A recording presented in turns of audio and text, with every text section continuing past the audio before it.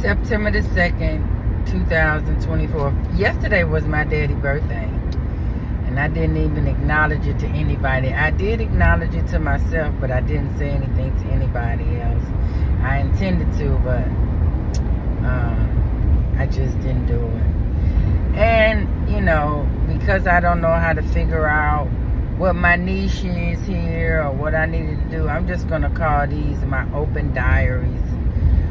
Because I do it mostly so I can go back and see and see how I was feeling, what I was going through and all this kind of stuff. But today I did a Amazon Flex for the first time that was like super early. So my pickup started at 3:45 a.m. I actually got my stuff about 3:40, and it was only a few packages, so I knew that I was going far out, and I had to go to an area called Barnhart, Missouri, and I ended up in Peevely, and so now I'm on my way home. But it was so dark outside, and I don't see good at night anymore. It was so scary. Not going to pick up because I know that area and I know that drive, and so I'm talking about when I got in the area of where I was going to start delivering, because Amazon has the tendency, well, I won't say Amazon, well, I guess it is Amazon, has the tendency to send you to, seems like to me, all of the places that you have to deliver when you go out into these really rural areas are really, really rural. Like, you get to the area and then the houses are tucked back in these what they call private roads, and it's gravel, and it's dark, like there's no lighting, you can't see anything, and even if you turn your brights on, you really, because the first house that I went to, it was a private road that was just ridiculously uphill, and it looked like, the size of the area, if you went off into the gravel, you didn't know what you was going to encounter. And I just recently got my car fixed from, dealing with a lot of that kind of stuff, because something was wrong with my wheel bearings that needed to be replaced, and it cost me a ton of money. Like, people say you paid an arm and a leg. I feel like I paid a whole body just to get my car running back right, because it was like anything over 60 miles an hour, it felt like the wheels were literally about to come off of this thing. At any rate, I was feeling like scared in a sense of like something was going to happen to me, like I was going to pull up in somebody's house, because when you pulling up in somebody's house at 4 o'clock in the morning, and these rural homes don't have, or I don't think it's that they don't have it, but they're not, have any lighting that where you can see around the house, or, purposely, I think they got everything shut down for maybe financial reasons. They don't want to have all the lighting on these houses, and so you pulling up into this house at 3:30, 4 o'clock in the morning, and you don't know the people. All you really got is this vest, and they can't see that really from the outside of your car. Maybe I need to probably get some reflections and stuff for the outside of my car to show that I'm delivering for Amazon. But my fear was that I was going to encounter some racist person, and they were going to do be bad toward me. I don't know, it was just really scary, and I just could not wait for the sun to come up so that I could feel a little bit more safe in making these deliveries out in this rural company. But as I continued to think about that and self-soothe and, try to encourage myself that wasn't going to happen, and, I was overthinking, because you can really overthink really easy, I kind of came up with why I was feeling like that. Because the last job that I had, a woman named Sharon Wallace, she made, and I mean, she went out of her way to make my life a living hell every day. Like, I had PTSD literally going to work because I knew that she was going to be there and that she was going to go out of her way to make me miserable, you know. And I was there probably a year and about, a year and about 6 months. So June, July, August, September, October, November. So just shy of 6 months, I would have been there 2 years when I got fired for recording her. And I was recording her out of the fear that she was harassing me every day for my own protection. But I was fired for recording her. And I just was thinking about that this morning, that having that interaction with her on a regular basis made me start thinking about, or feeling like, everybody that was Caucasian had become her. Like, I created the whole race of people being her. And I started feeling really negatively toward white people for a long time, you know, basically until today, of me having these thoughts and processing them within myself about how I took this one individual and made it a whole group of people. But, and I shouldn't have done that, but it made me realize how easily people can be racist and or / prejudice because of one interaction, not one interaction, but an interaction with one individual. And this year and 7 months that I spent with her really tainted me towards Caucasian people, and in a way that I had never felt before, because I have, you know, I've been around a lot of black people who like hate white people, and you know, they really prejudiced. I can't say they racist because they can't control anything, but really prejudiced toward white people because of situations that done happen to, you know, to them by one individual. And so I was feeling that way toward people because of the interaction that I was having with her at my workplace. And I don't know if there's a way to resolve that besides because I'm just doing the work, you know what I mean? Like, I am really working on me and my emotions and, I mean, everything about it. But DoorDash is paying an extra $2.50, and they didn't kick me to the curb really because of my customer service rating that I'm getting over there at DoorDash. I'm so sleepy.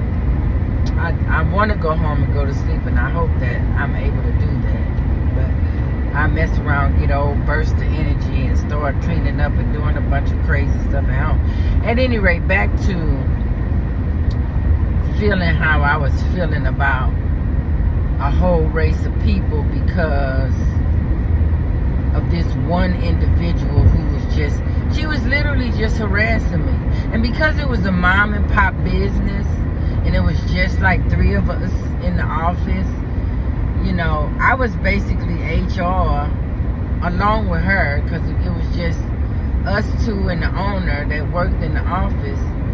I really had no recourse for help. You know, I didn't have anybody that, besides calling and complaining to my friends, which I really believe that I probably lost a few relationships with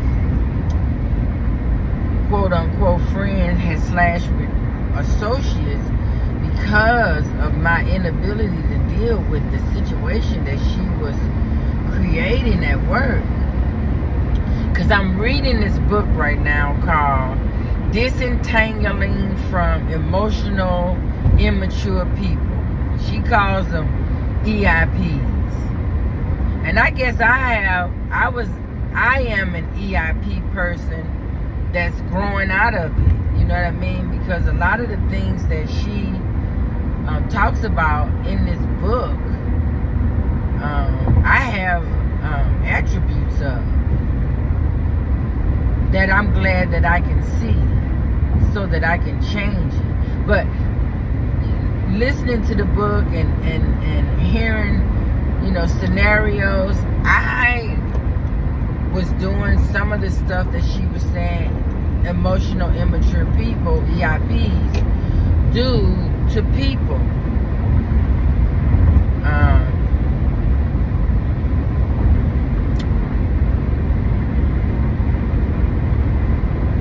It's so hard for me to keep my train of thought. I just go from like one thing to the next real easy. And I'm gonna go ahead and just end this video right now, because that's basically it on what I wanted to talk about, rather than pivoting to something new. Oh, you know what? I do want to say this. I do want to say this. I had a date on, what was it? Saturday night? Yeah, Saturday night. I had a date with a guy. And it kind of correlates with, what I'm talking about, because he like really hates white people. And I don't know whether,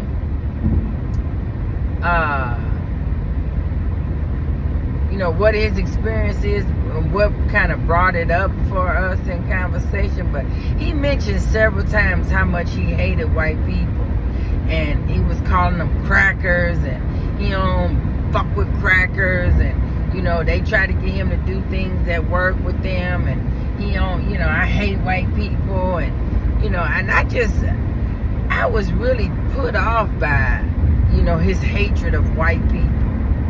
Even though I was kind of, in the same space, I don't want to say the same space, but I was having those feelings that he was feeling,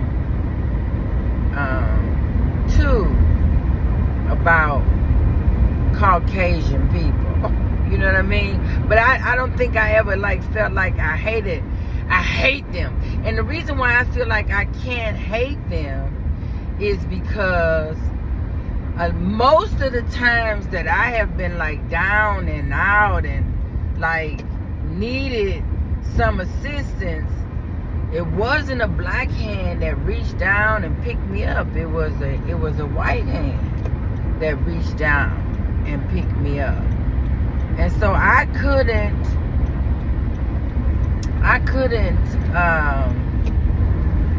really feel totally against them, because they have been the ones that has a lot of times, not all the time, it's been some black people that chipped in and helped either financially or mentally and emotionally, but on a larger scale, when I needed help, it was Caucasian people that really saw me and reached down and picked me up.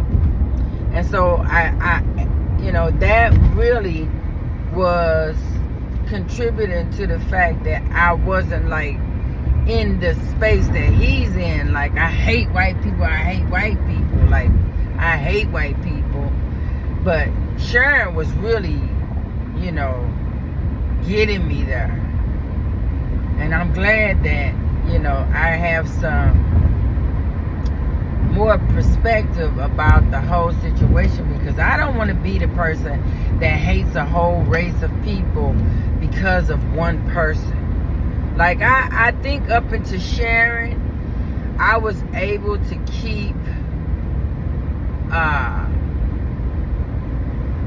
compartmentalize them to the individual, not the race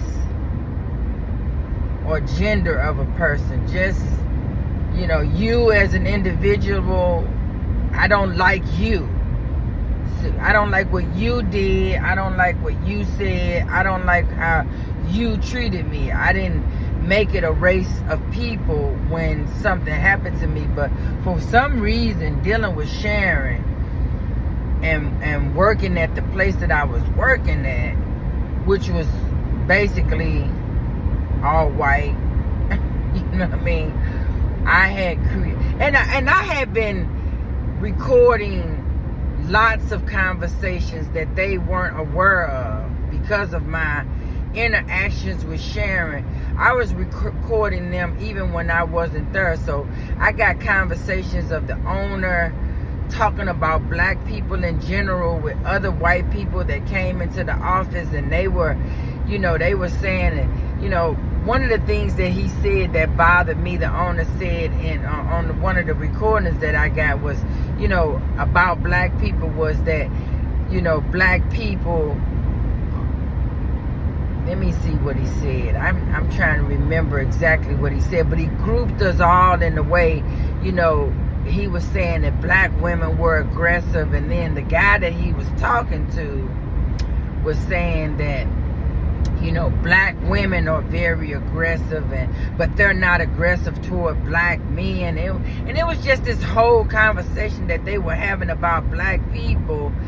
And, it pissed me off because they basing everything that they saying on a whole race on what is projected in the media. And the media never, makes us be individual. They group us into one person's actions. And then generalize that that's how all black people are. And so that's what I was thinking about this morning. These little rural towns that I have to go and deliver to, I can have some understanding as to why they are prejudiced and or racist toward black people, because they, basing how they feel about us as a whole race off of one individual that they've heard about. You know what I mean? That they've heard about on the news or some social media app. And if you don't have individual relationships or some type of perspective outside of that one situation that you heard about, then I think it is fairly easy to group a whole group of people into your thought processes of them being like this one incident that you heard about, which is not fair. It needs to be, I don't know, I guess it needs to be like more advertised or talked about how we generalize a whole group of people off of one person's actions. Because one person cannot represent a whole race of people, whether it be good or bad. Because, and that's why the whole race thing needs to be erased, especially when you're talking black, white, because, and black and white is the only ones that are not racist. The rest of them are actually racist. They're actually racist. Asian is a race. Latinos are a race. Black and white is not a race. It's really the human race. And that's what we need to get to. If we can get to the human race, then we can individualize and have people be responsible for their actions, not a whole race be responsible for one person's actions. That if we can get to that space where it's just the human race and people are responsible for their own actions, then we can stop taking one person's actions and making it a whole race of people and dealing with it like that. And I think that would make the world a much better place when we can see people individually and understand that, you know, your experiences and your interactions and your perspectives only can be on you and not on anybody else. That's a space that we should all be striving to be. Just a human race and figuring out who we are as individuals and having our own perspectives and not putting it on a whole race of people. You know what? It must be a holiday because ain't nobody on the road and it's a Monday. Man. Oh, yes, Labor Day. I'm so disconnected because I don't watch TV and I'm really, you know, kind of getting away from social media a lot. I'm not realizing a lot. This is Labor Day, so it's probably a lot of people off today. Because, I mean, it ain't nobody on the highway. And it's a Monday morning. This would be packed. I'm on Highway 44 in St. Louis. Out here, basically, what area is this? This would be... It's not Shrewsbury. It's like Webster Grove area. Or I'm coming into Webster Grove. Either way. But I thank y'all for listening to me and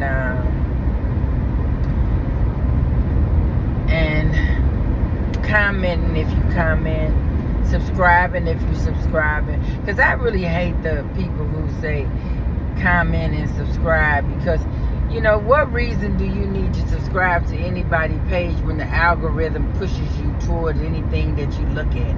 If you look at somebody one time, then you seeing everything that they got over and over again. And I don't want to be in an algorithm that chooses what I want to see. I just want to see random things from random people, all different types of topics. So you don't have to subscribe if you don't want to, and you don't have to comment. But thank you for listening.